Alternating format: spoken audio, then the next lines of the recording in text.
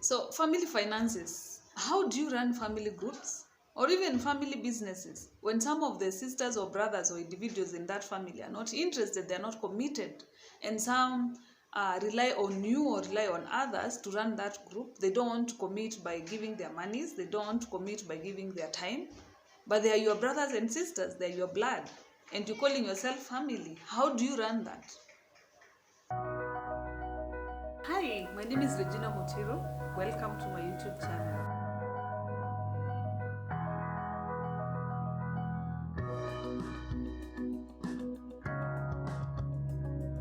So, guys, this has been something I've been observing, not only in my family, but I've seen it in many families, and I have friends who have shared with, where it's becoming.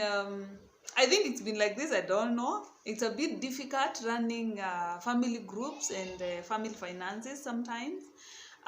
Because I mean, we are different, and in our family you get people who are different. There are those who are interested in coming together as a family and doing things together.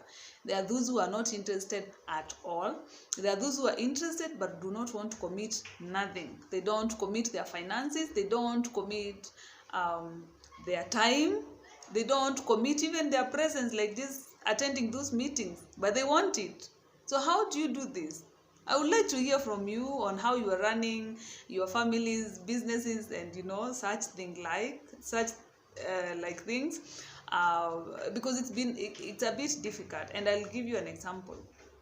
So you have this family group, and you've decided that you'll be contributing, for example, 1,000 Kenyan shillings, or $10 a month.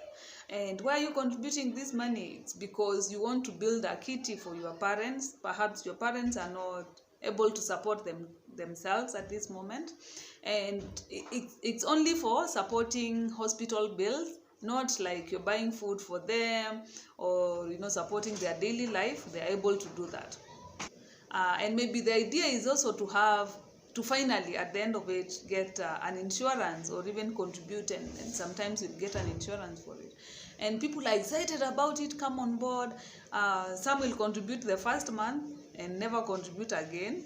Others will not contribute a cent, and they'll say that they do not have money. You know my status, I do not have money, I earn very little. And others will say, you contribute for me because you have a better job. And others will say, oh, I'll contribute when I get money. So if you are the lead, for example, let's say I was the lead in this case, I'll feel overwhelmed that this idea, which I thought was accepted well by family members, now it's on me to run, it's on me to keep on running after people that you have not contributed, you have not done. Yet it's a family thing and we all committed to it. Have you guys experienced such things? How do your family groups, family chamas, family finance matters work, family businesses? How do you manage to bring these siblings and relatives of yours together to run a group that is workable? And if it doesn't work, then if it becomes so difficult that it doesn't work, then what happens? What happens if the cost is still there? Because, for example, if you are raising this money for hospital bills and such, that still remains, and it will be there, and it will come even if it is not there at a time like this. So what happens? Who is going to run? Who is going to carry that cost? Is it the person who was trying to put this? Isn't the person who was trying to put this group together sort of? I'm really not trying not to use the word leader. Sort of the person who came up with the idea.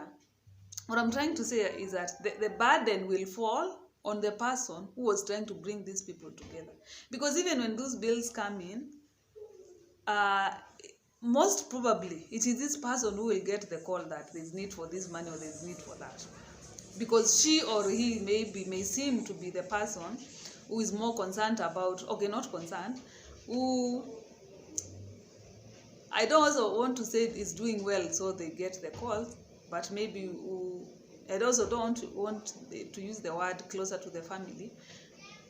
But if that person is able to bring the group together, she's a leader or he's a leader in a way. And so when that call comes, it is her or him who will struggle looking for money to sort that hospital bill. These people who are saying, oh, I'll give 1,000 today and the other one I will give the other month, will not be there. And they'll say they do not have money. You know, they will say I have not even paid my rent. You know, I even took a loan to pay rent. You know, some responses that come from these family members, you know, can just put you off. How do you get a loan to pay rent? Surely. Anyway, so my argument is that there are some family members who are really burdened, and it is not right.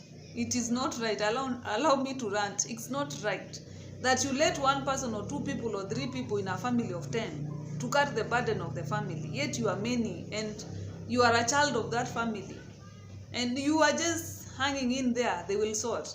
And sometimes it's not that these people do not have money. They have money, but they'll use that money with friends. They'll go out with hang out with friends. You'll find them with the big screens in this world. Find them, you know, living in these houses, expensive houses. But when it comes to contributing that small amount that is supposed to go towards the family's agenda, they will not. I don't know how this works, and honestly, looking forward to hearing how it has worked for your families or what you think can work. Thank you so much for watching. If you have not subscribed to my channel, please consider doing so. Like, share this video, leave a comment, and let me know what you would want to hear more from this channel. Thank you.